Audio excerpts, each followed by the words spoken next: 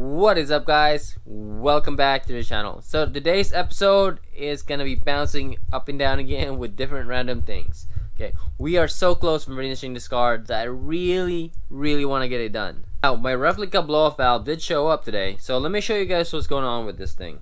Alright, so technically it's actually supposed to hold vacuum. Oh, I opened it up. Try it again. Technically it's supposed to hold vacuum, but I'm okay with it losing that much vacuum or that slow pace. I think it should work either way. Now let's see what that looks like in the front. As soon as I release it, see that? So this thing should work in theory. What I would recommend, and sometimes I don't do this because I just want to put this on. If I did the first test and it didn't work as well, or I'm getting a lot of leak, then I would probably open this up, check out the diaphragm, or maybe put some RTV all the way around the diaphragm to see if it's leaking there. But to me, this thing is holding up fine, so I'm going to go ahead and actually leave it as it is. Now, I do have an add-on for this kit, which is this special gold fin. I think it's like, I forget how much this thing costs, 20 bucks?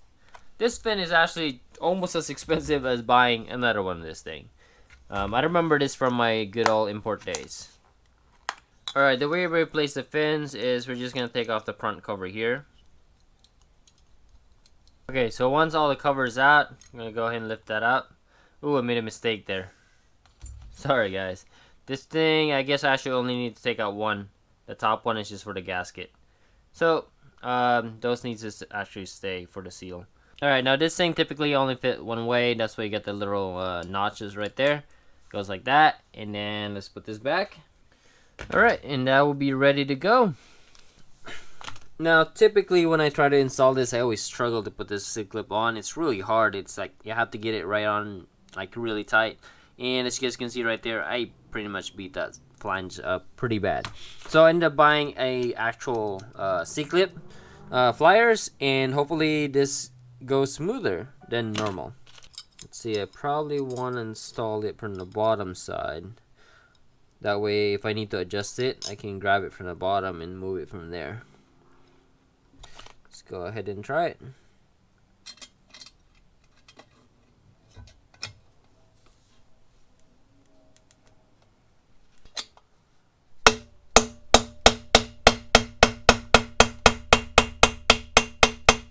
There you go. I think that did it. Feels pretty tight. Yep, should be like that. Yep, that's how tight it needs to be. Alright, for those that have never used one of this before, or have never seen one before, it's actually a really simple design. All you do is you compress the C-clip, you put it in between the grooves like that, and then you let it go, and that's basically it. It locks it in place. What makes it difficult is when you have this O-ring right here that you now have to push up against and then do the C-clip, all while you have a really tight space right there. As you guys can see, pretty simple design, goes on there with just a C-clip. Alright guys, I put it back in the car. Well, technically I haven't tightened up the clamps. I just want to make sure it fits. So, looks good. What I'm trying to decide right now is whether or not I need to actually pull out the engine or try to see what else we need to do first. So you guys can see from the to-do list, there's not a whole lot left to do. So it's really just pulling out the engine. By the way, I did end up buying the spring and strut. So that is on the way. Well, it's actually not a spring and strut. It's technically a coilover. And I'll do a reveal on that when it gets here. But just a heads up, guys. It's a really nice coilover. At least the best one I've ever bought for a car. Now, technically, the temp gauge is already mounted. So that's this thing right here. I don't have the sensor connected because it's supposed to be going to that one right there, which means I need to actually remove the turbo to do that. And I need to remove the adapter right there. Oh, can't see it. Well, the adapter right there where the oil feed is coming from. I need to mount the oil sensor or oil temperature sensor right there. Both of those are pretty tight fit, which means I think I'll probably just do it when I actually remove the engine.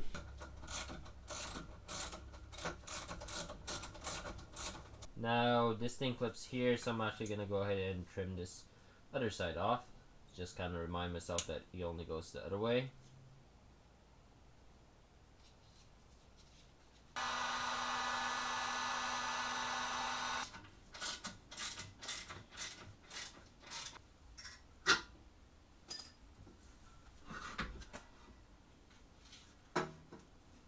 Now, one thing I do need to do is actually turn in my alternator, well, claim a warranty on it, because I think I might have burnt this out. Now, the other thing that I need to do is actually remove the AC compressor on this car.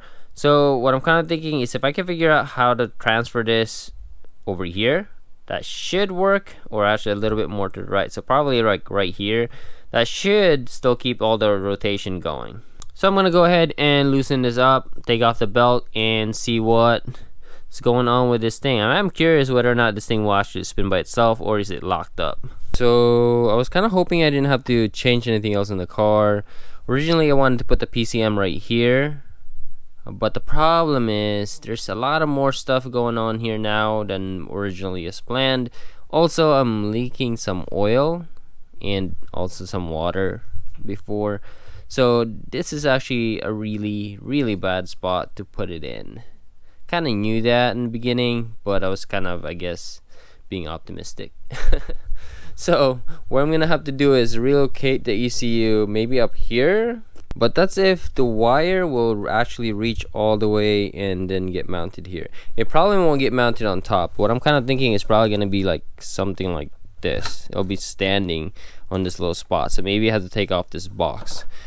We will see, but that's gonna determine whether or not I could put the ECU there or the PCM there. If the cable doesn't reach, or if the wiring harness doesn't reach, I'm really not interested in redoing the harness, so I'll probably force it at the bottom somewhere. So what I'm gonna do is actually try to take off the harness and kind of back it up here and see if it'll reach. So let's give that a try.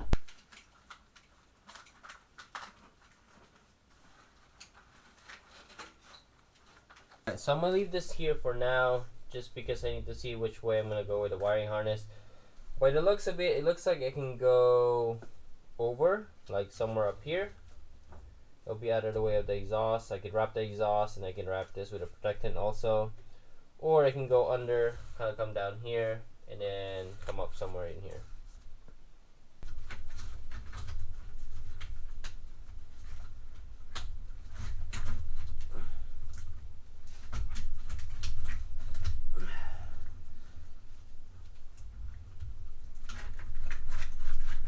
Alright. See, now we're getting somewhere. Hopefully I didn't pull anything. And by the looks of it, I could make this work like that. But this thing will have to be right here on the box. And I think it's gonna be kind of tight. The other one would be just go over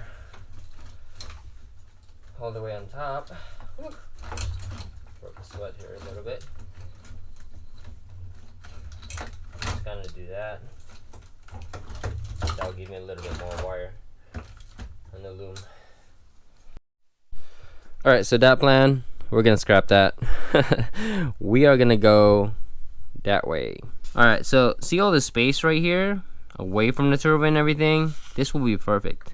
Wires from there go here, make a turn, come in here, and then my ECU or my PCM will be right inside, and then that's it. Now I think on this end I may have like 4 wires, but I may just actually route that way and extend it, and then kind of meet from the bottom there. So I could completely just eliminate this side altogether, so this might be just gone, like gone. Alright, so the first thing I'm going to do is relocate my starter cable, and I'll start putting him on that side.